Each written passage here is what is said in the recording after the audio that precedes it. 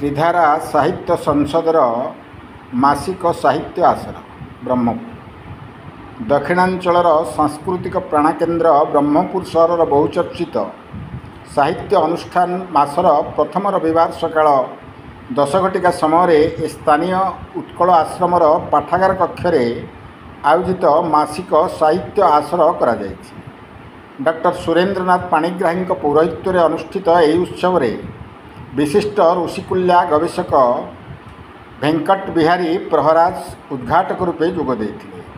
यह उत्सव विशिष्ट गाल्पिक और प्राक्तन अध्यापक डॉक्टर चित्तरंजन पट्टनायक आलोचक रूपे जोगदे सांप्रतिक ओडिया साहित्यर गल्पर स्थिति और भविष्य संपर्क में वक्तव्य प्रदान करते। संसदर संपादक डॉक्टर लक्ष्मीनारायण दास कार्यक्रम संपादित और स्वागत संभाषण प्रदान करते।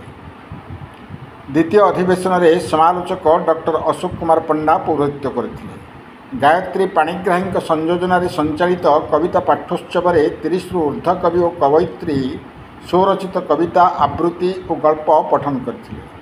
उक्त कविता पाठोत्सव मनोज कुमार पाणिग्राही गल्प, चित्तरंजन पट्टनायक, त्रिलोचन दास, एन शिवशंकर रेड्डी, प्रफुल्ल कुमार त्रिपाठी, लाल बहादुर पट्टनायक, डॉक्टर लक्ष्मीनारायण दास, विष्णुप्रिया मंडल, गायत्री रथ, गायत्री पाणिग्राही आदि कविता पाठ करते।